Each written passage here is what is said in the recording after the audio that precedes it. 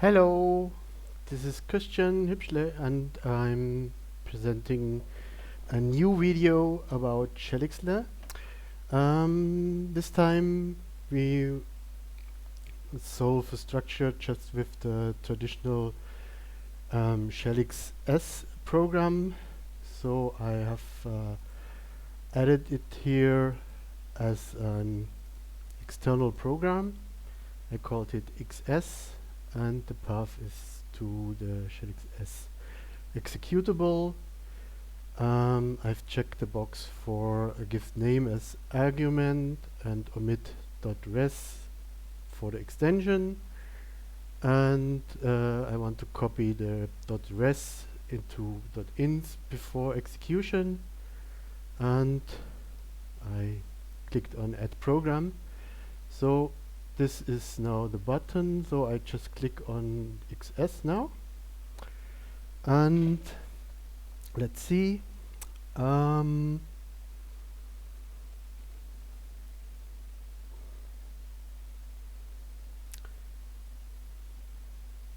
guess this one is the correct thing. So when you do a solution with ShelXS, you usually get just some Q peaks, and you have to decide which Q peak refers to what kind of atom, and you can exclude some of the Q peaks just by clicking here on the Q peak legend. So probably you can already see what it will look like if you have some chemical experience or fantasy. So let's just go into rename mode. Usually it starts with C1, so let's just click the atoms in a sequence like this. So probably I have to change them later.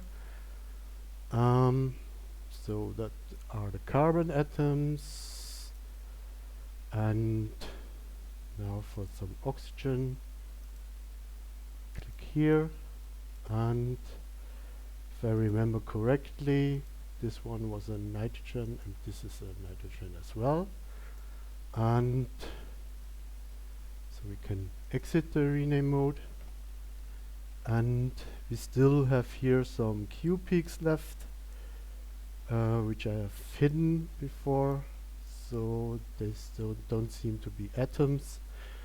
So probably we can just kill Q peaks with that button like here and save that thing, so the Q peaks are gone. So we just try to refine that. Okay, it says we do need some extinction. Maybe we should add that later. And we see here the structure was probably correct, but we have some small red parts on some of the atoms because we are isotropic in the refinement and we need anisotropic atoms. So we just click here on refine with anis command, so like this, and we probably see some of the hydrogens popping up as residual densities all over. So probably as it was still complaining about the xt command we should introduce, so let's do that. So I just write xt and hit refine again, and this seems to be a severe problem in that structure, so we need that xt, so we have a quite high value here. That's where you can check if xt is after refinement just 0. You can recommend that very easily by clicking here.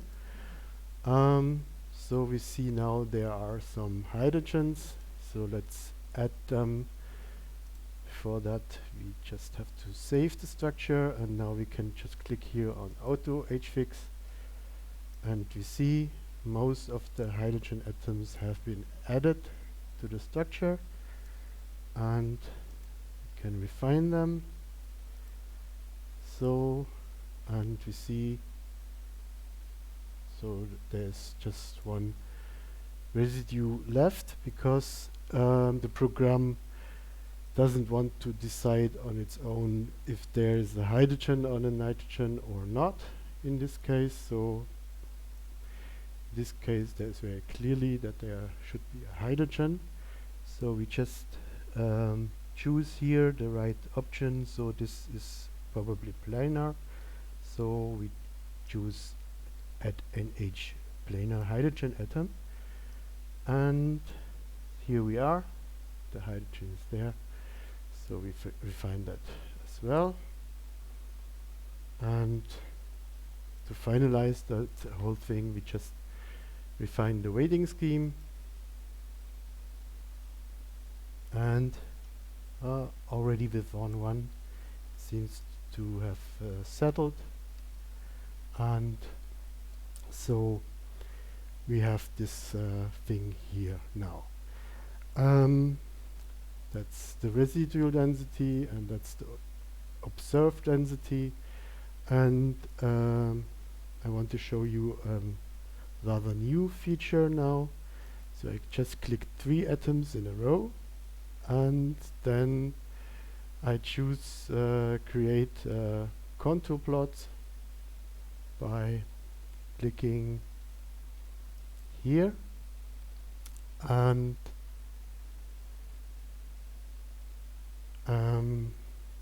I want to have the contour plot for the FO map, and for that I choose a different step size, so probably 1. So I can also use the scroll wheel to change that, and then I just click here on uniform contours, and I probably want to have the scope only 5 angstroms from the origin, and as an origin I take the center of those 3 selected atoms, which are C3, C5 and C7. And yeah, so I probably could also add an EPS PostScript file name here, but if I don't, this will not be created.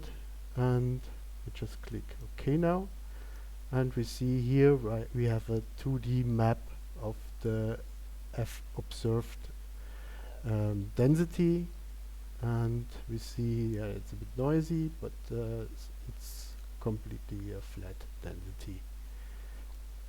So that's it for now. So thanks for listening. Goodbye.